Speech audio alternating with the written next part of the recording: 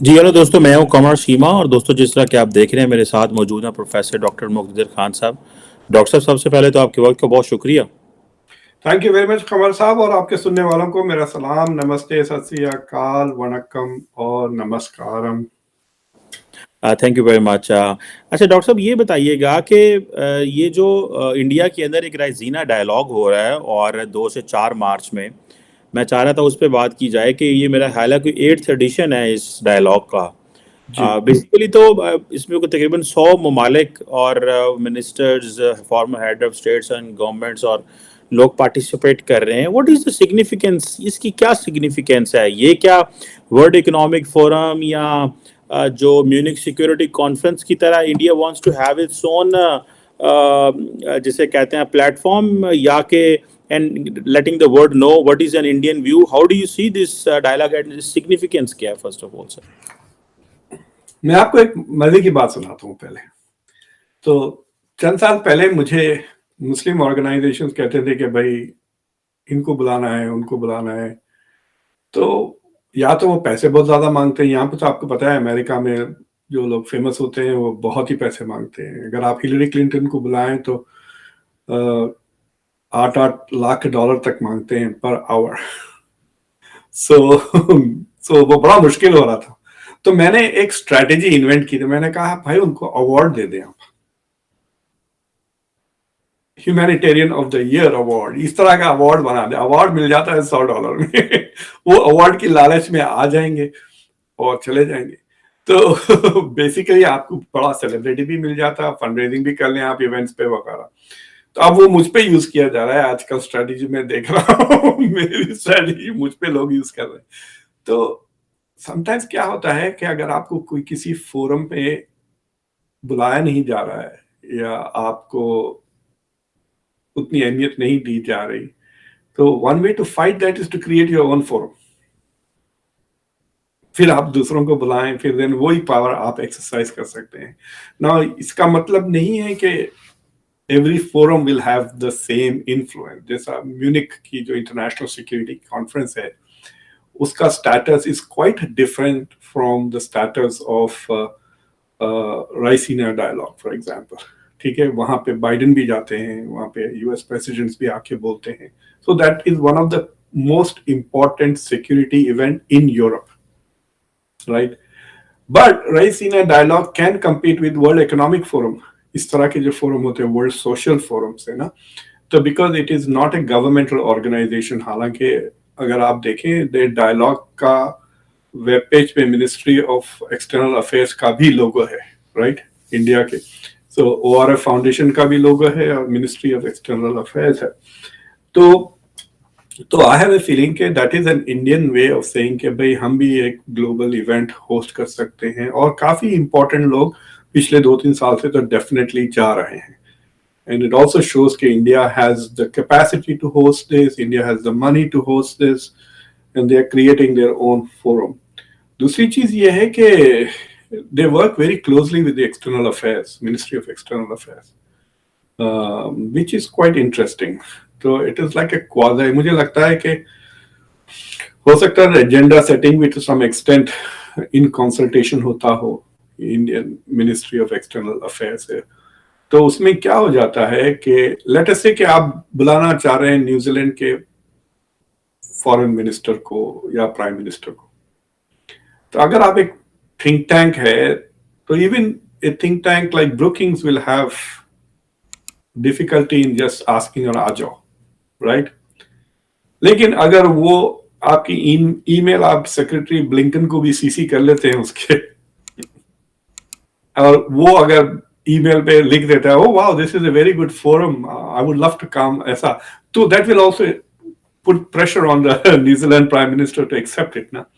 तो जो Indian external affairs ministry के साथ उनकी जुगलबंदी है, I think that helps them get bigger and more famous names to come there. और मैं देख रहा था आपकी जब रिक्वेस्ट आई, मैं देख रहा था मेरे मेल बॉक्स में भी जाके देखा, स्पैम में भी जाके देखा, नहीं आया मुझे आपके बारे इन्विटेशन। बट एनीवे, ये हफ्ता इंडिया में बहुत बिजी है कमर साहब। It is yes. Like busy busy week. एक तो एक G20 के फाइनेंस मिनिस्टर्स का इवेंट हुआ, उससे हटके जॉर्ज शूज को चाय पीने का शौक उठा, वो जो चाय पीते फिर रहा है बेंगलोर में क्रिकेट के स्टेडियम्स को जा रहा है, वो हो रहा है। कल फॉरेन मिनिस्टर्स आ रहे हैं, तो देखिए फॉरेन मिनिस्टर्स G20 का इवेंट शुरू हो रहा है मार्च 1 को, और मार्च 2 को ये डायलॉग शुरू हो रहा है। सो देर आई हैव अ फीलिंग कि जो लोग इसके लिए भी आ रहे हैं उसके वो भी अटेंड कर लेंगे। I don't know whether that is going to happen और not, but the timing is quite interesting ना, कि दोनों डायलॉग साथ हो रहे हैं। एक तो इंटर गवर्नमेंटल है, ये civil society, international civil society का इवेंट है। So in that sense you could say कि अब जैसा जैसा इंडिया का स्टैचर बढ़ते जाएगा, वैसे वैसे इंडिया के ऐसे कई इवेंट्स होते हैं। आजकल इंडिया के मीडिया वाले भी इस तरह के इवेंट्स रखना शुरू कर दिए हैं। इंडिया टुडे का एक फोरम होता है हर साल, और मैं देखा कि एबीपी वाले भी कर रहे हैं, तो उसमें भी देखेंगे आपके इम्पोर्टेंट स्कॉलर्स, इम्पोर्टेंट प्रैक्टिशनर्स और इंटरनेशनल मिनिस्टर्स वगैरह भी जाने की कोशिश। यहाँ पर डेलावेयर में कॉन्फ्रेंस हुई तो केनिया के प्रेसिडेंट साहब, यू नो, उनको भी चांस मिल गया, अमेरिका में लेक्चर दे रहा हूँ कहने के लिए अपनी पब्लिक को। तो इस तरह के फोरम्स की वैल्यू बहुत इंपॉर्टेंट है।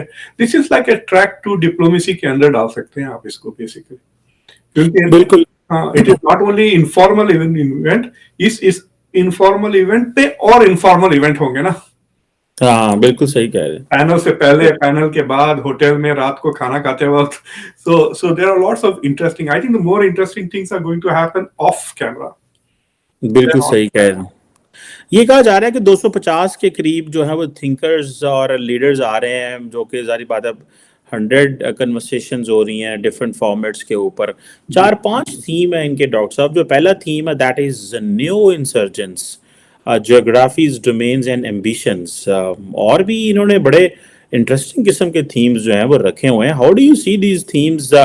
बेसिकली ये जैसे खासतौर पे ये जो न्यू इंसर्जेंस है and geographies, domains and ambitious, और ये जो एजेंडा है 5 पॉइंट्स का, how do you see this sir? पहले तो साफ नजर आ रहा है कि these are all highly IR में काफी पढ़े लिखे लोग हैं इनकी लैंग्वेज वगैरह देखें आप, these are all people who are PhDs in international. Samir Saran साहब के, मतलब ही is quite a brilliant man, जो उनके डायरेक्टर हैं, राइट। तो अगर आप उसको देख रहे हैं, पहला वाला इतना कॉम्प्लिकेटेड उन्होंने लैंग्वेज रखा, this is the dialogue about Ukraine. तो अगर आप उसका सेकेंड लाइन पढ़ रहे हैं, today's geopolitical reality is the resurrection of old rivalries with new cast of actors. कह रहे हैं कि जो पुराने जमाने के जो राइवलरीज हुआ करती थी, contemporary empire building is being fueled by worsening uncertainty across global economic and political domains। तो ये बेसिकली रशिया की तरफ इशारा है कि रशिया एम्पायर बिल्डिंग कर रहा है, जिसका असरात ग्लोबल साउथ वगैरह पे हो रहे हैं। और दूसरा पॉइंट पॉपुलिज्म है। दिस इज वेरी इंटरेस्टिंग, क्योंकि अगर ये पॉपुलिज्म की कॉन्फ्रेंस अमेरिका में होती तो we would talk about Putin, Erdogan, Narendra Modi, Duterte, right. अब इंडिया में जो चल रहा है, I am not very sure they going to discuss Modi as a populist leader. India में he is a popular leader, not a populist leader. But they are basically ये Putin, Russia का जो रिलेटेड चीजें हैं उस पे तवज्जो है। बट अगर आप देखेंगे, ये 2-3 जगह बॉर्डरलेस के बातें की हैं इन्होंने, which is also very interesting. But मैं आपको एक चीज बताता हूं कि इनके डिस्कशन से एक चीज मुझे नजर आ रही है कि जो ग्लोबल डिस्कोर्स के जो कैचवर्ड्स है ना, वो बहुत इस्तेमाल करने लगे हैं इंडियन फॉरेन मिनिस्ट्री अब। So for example inclusivity, exclusivity, diversity, ये तो अब these are the hottest words in America. हर इंस्टीट्यूशन अपने, फॉर एग्जाम्पल अब बाइडन ने जब बंगा साहब को नॉमिनेट किया, उसमें भी ये डिवर्सिटी और इंक्लूसिवनेस की बातचीत आई थी। तो प्राइम मिनिस्टर मोदी जब फाइनेंस मिनिस्टर्स के बारे में बात कर रहे हैं, तो we want to create a world which is more inclusive. भाई इंडियन मुस्लिम्स को बनाए, एक भी बंदा नजर नहीं आ रहा मुझे इंक्लूसिविटी बताएं अपनी पार्लियामेंट में, अपने कैबिनेट में। बीजेपी के किसी भी मिनिस्टर अभी मुसलमान नहीं है, इंडियन मुस्लिम। सो इंक्लूसिविटी वहां पे तो है ही नहीं, लेकिन डिस्कोर्स में बहुत ज्यादा नजर आती है। So so but nevertheless they are using a lot of jargon, but I think जो पहला पैनल है वो रशिया और यूक्रेन को लेकर है, और I think it is going to become very important, क्योंकि जो जापान के फॉरेन मिनिस्टर है, he is not coming for the G20। और जो चैटर चल रहा है, इट इज यस, implying कि this is a signal because Japan is unhappy with India position on Russia and Ukraine, जो इंडिया कंडेम नहीं कर रहा है उसके बदले। और जो फाइनेंस मिनिस्टर्स का इवेंट हुआ है, उनका कोई रिजॉल्व नहीं हुआ, कंसेंशुअल कम्युनिके नहीं निकला उसमें से। लेकिन जापानीज तो नहीं आ रहे, लेकिन अमेरिकन तो आ रहे हैं। अमेरिकन तो आ रहे हैं, सब आ रहे हैं, बट मेरे ख्याल से चाइनीज फॉरेन मिनिस्टर भी आ रहे हैं। अलबत्ता finance ministers China, Russia, Turkey और मेक्सिको के नहीं आए थे। बट आप देखें वहां पे भी फाइनेंस मिनिस्टर की थी, लेकिन सबसे बड़ा इशू यूक्रेन का ही रहा। मतलब इट सीम्स के G7 के जो मेंबर्स हैं वेस्टर्न कंट्रीज, उनको बस एक ही चीज चाहिए इन सारी, रशिया का कंडेमनेशन और सैंक्शंस का सपोर्ट, और कोई दूसरा एजेंडा ही नहीं है उनके पास, राइट। सो जो फाइनेंस मिनिस्टर की जो इवेंट हुई है, उस पर तो यही हुआ कि भाई रशिया यूक्रेन। तो मुझे लगता है कि जो बातें Indians are not able to say as host, क्योंकि अगर आप वो चेयरमैन समरी जाके देखें, उसमें सिर्फ ये कह रहे हैं कि रशिया और चाइना ने अपोज किया, इंडिया का जिक्र नहीं आ रहा। So it is very interesting, maybe as a host I could not understand why India does, मतलब इंडिया ने तो कंडेम नहीं किया रशिया को, फिर ये कहना कि सिर्फ रशिया और China refuse to condemn, what does it mean? Does it mean that India was ready to condemn at this event, right? तो मुझे लगता है कि इसके बाद क्वाड का भी इवेंट होगा, और अब ये जो है सो इंडिया की क्रिकेट टीम से ज्यादा इंडिया की फॉरेन अफेयर्स की मिनिस्ट्री खेल रही है, इतना बिजी है उनका, they must be getting crazy. इसके साथ साथ जयशंकर साहब was at another Indo European event, जिसमें तकरीर वो कर रहे थे। ऑस्ट्रेलिया भी गए हुए थे मेरा ख्याल है वो ऑस्ट्रेलिया तो खैर वो एक हफ्ता से ज्यादा हो गया। सो तो आई थिंक कि जो चीजें फॉर्मली डिस्कस नहीं की सक रहे G20 में, जो इंडियंस हैं, ये इंडियन प्रॉक्सीज, वो मुझे लगता है राइसिनिया डायलॉग में जरा खुल के बात करेंगे यूक्रेन पर और रशिया पर। लेकिन वो बात तो ठीक है डॉक्टर साहब, वो खुल के बात करेंगे, लेकिन रशिया ने अपनी पोजीशन क्लियर रखी हुई है, सॉरी इंडिया ने अपनी पोजीशन क्लियर रखी हुई है। उन्होंने अपनी 8 गुना ट्रेड बढ़ा दी, कोई $38 बिलियन की इंपोर्ट है वहाँ से, और 4 गुना मेरा ख्याल है ट्रेड बढ़ा दी। और वो समझते हैं कि उन्होंने, इंडिया ने तो बड़ी पोजीशन क्लियर ली हुई है। मेरा नहीं ख्याल कि अभी दी अटलांटिक को अगले दिन इंटरव्यू देते हुए secretary of state Antony Blinken कह रहे थे कि वो प्रोसेस शुरू हो चुका हुआ है, कि जिससे इंडिया जो है वो रशिया से थोड़ा पीछे होना शुरू हो गया। सो लार्जली ये जो डिस्कशन है, जिसे आपने कहा ये new insurgency and geographies domains, ये इसके ऊपर है। लेकिन एक और भी है, मैं आपसे एक बात पूछता हूँ खबर साहब, मुझे ये बताएं, इंडिया के ताल्लुकात रशिया से और इंडिया के ताल्लुकात चाइना में, विच आर बेटर? ऑब्वियसली अगर सही बात की जाए तो चाइना से है। हाँ, लेकिन अगर आप ट्रेड बहुत ज्यादा है, $15 है, तो मैं वही कह रहा हूं कि देयर इज ए डिसजंक्चर, जिस तरह से ये बातें कर रहे हैं ना। तो for example, Americans act as if they have no problem with India China, because they are assuming that India is as opposed, if not more, to China than they are, right? Russia से सिर्फ $35 billion का trade हुआ है, and that is an unusual effect. अगर आप 2020 को देख लें आप, राइट, 2021 में 2020 में देख लें, तो वो इट वाज अराउंड $2 बिलियन, फिर वो हुआ $21 बिलियन, अब हो गया $35 बिलियन। आप देखें कितना लाइक ऐसा रॉकेट की तरह जा रहा है ना रशिया। अभी तो वो सारे इंपोर्ट्स हैं, जब इंडिया जब एक्सपोर्ट करने लगेगा रशिया को, तो रशिया को, आपको याद है लास्ट ईयर पुतिन ने एक 500 आइटम की लिस्ट भिजाई थी इंडिया को कि हमको ये चीजें इंपोर्ट करना है। आई don't know what happened about it, उसका ज्यादा जिक्र मीडिया में नजर नहीं आता। But so India is trading with both these countries और दोनों का मिला के तो मेरे ख्याल से $150 मिलियन से ज्यादा हो जाता है trade between the two countries, with those two countries. So I don't no. पर उनका भी देखें आप, चाइना और यूएस के भी ट्रेड बहुत ज्यादा है. और न्यूयॉर्क शहर is buying about 90,000 barrels of Russian oil जो इंडिया उनको रिफाइन करके भेज रहा है. तो there is a lot of these things going on. Partly symbolic है, पार्टली रियल है, समझे. बहुत सारे मुल्क जो है, सो जो अमेरिका की पोजीशन है उसको वो सिंबॉलिकली एक्सेप्ट कर ले, but not in real terms. तो मुझे लगता है कि अगर सिर्फ इंडिया ये कह दें कि enough is enough, we now feel that Russia has done some, should stop doing this, इस तरह के खाली बातें कर देना, that is going to be enough for America, and then it can continue buying oil and doing what it is doing. But बिल्कुल they सही है want a जैसे verbal, ताकि वो अपनी पब्लिक को कह सकें कि we succeeded in changing India's policy and we have isolated Russia, ये वो इस तरह की बातें कर रहे हैं. आपको पता है कि मैं 2025 का फोरकास्ट देख रहा हूँ. 2025 के फोरकास्ट से नजर आ रहा है कि Russia is going to grow faster than the US economically. और अब जो 2022 की इकोनॉमी है रशिया की, इट जस्ट श्रंक बाय 2% बस. मतलब ये तो डिस्ट्रॉय हो जाएगी रशिया की. आपको याद है कैसे बातें हो रहे थे शुरू में कि रशिया की इकोनॉमी खत्म हो जाएगी, ये हो जाएगी. इंडिया चाइना ने बचा लिया रशिया को. इंडिया का $35 बिलियन का है, चाइना ने $190 बिलियन का ट्रेड किया है रशिया के साथ इन 2022.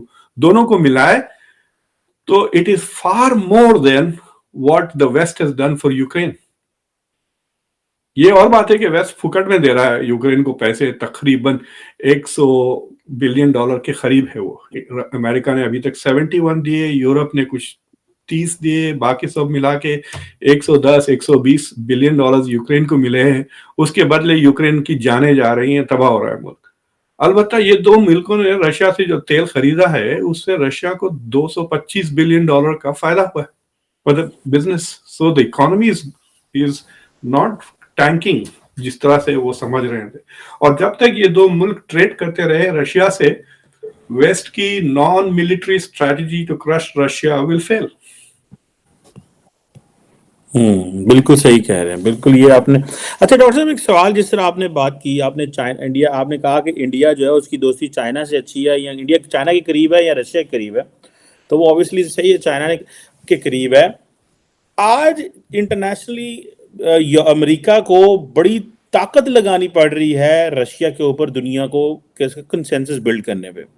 कल को इसी तरह की एक पोजीशन होती है चाइना के ऊपर, तो दुनिया तो चाइना के ऊपर ज्यादा डिपेंडेंट है, पर्टिकुलरली यूरोपियंस एंड अदर्स. तो अगर for example something happens in Indo Pacific, तो आपको नहीं लगता कि अमेरिका की तो सपोर्ट 50-50 हो जाएगी? How do you see this? मैं आपको एक छोटा सा दिलचस्प वाकया सुनाता हूं. मैं एक मुल्क का नाम नहीं लूंगा, मैं एक मुल्क में ऐसी लेक्चर दे रहा था. तो ऑडियंस से एक साहब उठ के मुझसे सवाल पूछे, and this was I think on TV also live. तो ऑडियंस से उठ के मुझसे पूछे कि भाई ये जो अमेरिका दबाव डाल रहा है हमारे ऊपर इराक में जंग के लिए, तो रम्सफेल्ड का रोज फोन आता है सेल फोन पर हमारे प्रेसिडेंट को. वो रोज फोन करके मतलब लाइक उसका दिमाग खराब कर देता है. वो डांट रहा है, धमकियां दे रहा है, ये कर रहा है. They just want our support. तो उन्होंने मुझसे पूछा कि व्हाट शुड वी डू. मैं बोला देखियो, मैं तो अमेरिकन हूं, मैं क्या बोलूं, लेकिन अगर मुझे रम्सफेल्ड ने ऐसी बात पूछता, अगर रम्सफेल्ड मुझसे कहता कि the president of so and so country is calling me every day and putting pressure on me, then what I would tell Rumsfeld will, एक तो एक कि भाई या तो फोन बदल लें या उनको कह दें कि प्रोटोकॉल मेंटेन करें. आप डिफेंस मिनिस्टर हैं, आप मेरे डिफेंस मिनिस्टर से बात करें, मुझसे क्यों बात करें. और डिफेंस मिनिस्टर को बोले ठीक है, I agree with you, I will talk to the president and get back. चक्कर आप उसमें रोज उनको भी बुलाए, राइट? You understand, right? क्योंकि Rumsfeld was calling the decision maker didn't know what to do. But if he was calling the defence minister, जो होना चाहिए प्रोटोकॉल वाइज, सो अमेरिकन क्या करते हैं, अपने से ऊंचे रैंक के बंदे से बात करते हैं जब जो कमजोर मुल्कों से बात करते हो। So what is happening is के छोटे मोटे लेवल के ब्यूरोक्रेट्स और bullying leaders of global south.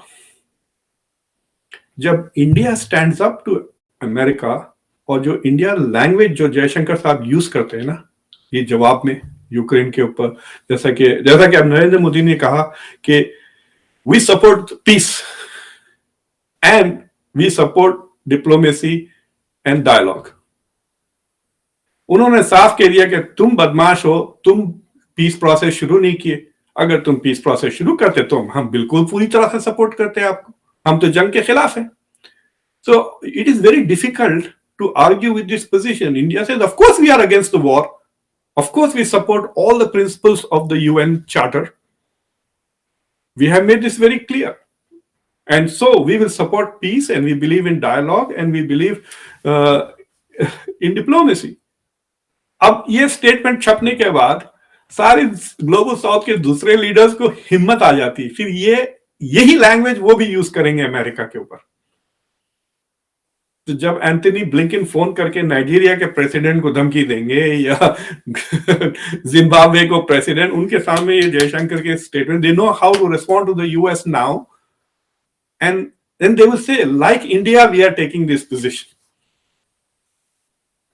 Right. So उसमें वहां पे India becomes genuinely the voice of the global south, not only the voice of the global south but also the brain of the global south, because it's telling them how they can stand up to the west.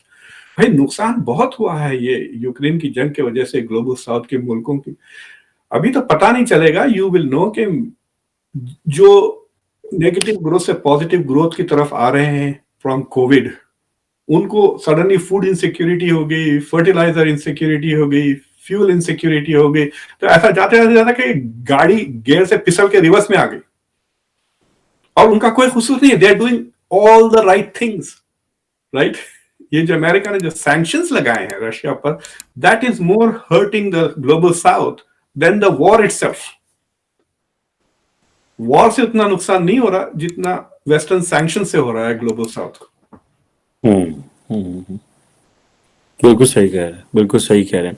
अच्छा doctor साहब, ये जो बात है global south की, ये मैं अगले दिन भी सोच रहा था और आपने जैसा जिक्र भी किया है, आपको लगता है कि हमने पहले भी इस पे वैसे काफी बात की है, लेकिन जस्ट क्योंकि ये टॉपिक के अंदर आ गए, आपको लगता है कि इंडिया एंड जो है वो ग्लोबल साउथ की ज्यादा बात कर रहा है एज कम्पेयर टू चाइना, और लेकिन इंडिया की उतनी कैपेसिटी नहीं है जितनी चाइना की कैपेसिटी है, लेकिन इंडिया बात ज्यादा कर रहा है? How do you see this? Do you think there is some logic in this question में एंड ऑल दैट? एक तो आइडेंटिटी का मसला हो गया चाइना के लिए। Is China a developed country और is it a developing country, right? तो यूएन में जब हम ग्लोबल साउथ की बात करते हैं तो वी टॉक अबाउट G77। तो G77 में तो इंडिया आ जाता है, लेकिन China is often describe as G77 plus China कहते हैं, राइट? सो वहां पे डिस्टिंक्शन आ जाता है कि वे चाइना हैज, मतलब उसने अपनी आइडेंटिटी को, इट वांट्स टू से कि we are a developing country. जब भी वो अमेरिका के खिलाफ बातें करते हैं तो दे से अमेरिका इज इंपीडिंग देयर डेवलपमेंट, वो हमारी डेवलपमेंट में खलल डाल रहे हैं। सो दे ट्राई टू प्रिटेंड, और उनकी जीडीपी पर कैपिटा 10,000 है, so it's not actually A first world country ना। स्पेन से भी कम है, पोर्चुगल से कम है, इजराइल से कम है। There are many European countries जिनकी per capita income China से डबल है। So it is still not fully a first world country, even though it is probably the biggest economy in the world now. बन जाएगी 1-2 साल के अंदर। So China और China का जो इन्वेस्टमेंट्स है इन द ग्लोबल साउथ वो बहुत ज्यादा है। ये जो डेट डिप्लोमेसी की बात कर रहे हैं उसके 2-3 ही मिसाल हैं खमर साहब। अगर अफ्रीका में देखें आप, अगर आप गूगल करें अफ्रीका में, you will find that China has forgiven African loans. In fact आपके फॉरेन मिनिस्टर को भी जरा इशारा कर दें कि चाइना ने अफ्रीका में लोन्स माफ किए हैं, कई लोन्स आप जाके देखें, तकरीबन कई $1 बिलियन के लोन्स उन्होंने माफ कर दिए हैं अफ्रीका में, which they have not done for Pakistan. So तो एक they are investing heavily in Africa and Latin America. India की लैटिन अमेरिका में प्रेजेंस बहुत कम है, very little except in the Caribbean. In fact अभी मैं दो लैटिन अमेरिकन ग्लोबल साउथ के एक्सपर्ट फ्रॉम लैटिन अमेरिका, अभी recently a former minister from Costa Rica से मैंने बात की अपने शो पर। उससे पहले मैं ब्रेव बॉय नाम के एक प्रोफेसर हैं who is considered the biggest scholar in of the global south. हो सकता है the word global south was also coined by her, और वो she has met with India's prime ministers many times. तो जब दोनों बार बात करी, शी सेड ग्लोबल साउथ उतना इंडिया के बारे में नहीं बात करता जितना इंडिया ग्लोबल साउथ के बारे में बात करती। Do you understand? हालांकि इस फाइनेंस कॉन्फ्रेंस में G20 में इंडिया ने ग्लोबल साउथ को बहुत अपॉर्चुनिटी, 4 अफ्रीका के कंट्रीज को बुलाए हैं। इजिप्ट है, मोरक्को है, सेनेगल है, नाइजीरिया है, मॉरिशस को भी बुलाया है which is a global south, और नेपाल और बांग्लादेश को भी बुलाया है। So these are all global south, यानी 8 ग्लोबल साउथ के कंट्रीज को they got an opportunity to come and sit with the big boys ना। So India is trying to live up to that, but not in terms of real dollars that China is pushing. तो India से इसके हम दूसरी चीजें भी लेकर आते हैं, डिप्लोमेसी लाते हैं, टेक्नोलॉजी लाते हैं, और इंडिया हैज अफ्रीका में कल्चरल टाइज जो लैटिन अमेरिका में उतने नहीं है, except in the Caribbean region, जहाँ पे तो इंडियन ओरिजिन के प्राइम मिनिस्टर्स वगैरह भी होते हैं। मतलब ये सारे के सारे क्रिकेटर्स इंडियंस ही है ना, शिव नारायण, चंद्रपाल वगैरह, तो तेज नारायण उनके बेटे। So these are all of Indian diaspora, काफी बड़ा है in the Caribbean but not in the rest of the Latin America.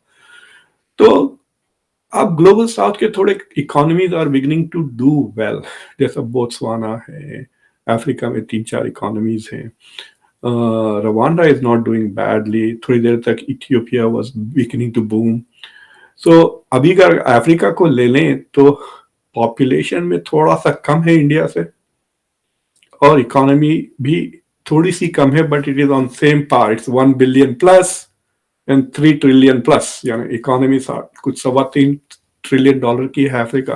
So India is actually bigger than Africa in population and in economy, but it is on the same level. तो trade वगैरह के लिए given India, और पता है आपको India का जो डायस्पोरा है अफ्रीका में बाद मुल्कों पे तो छाया हुआ है।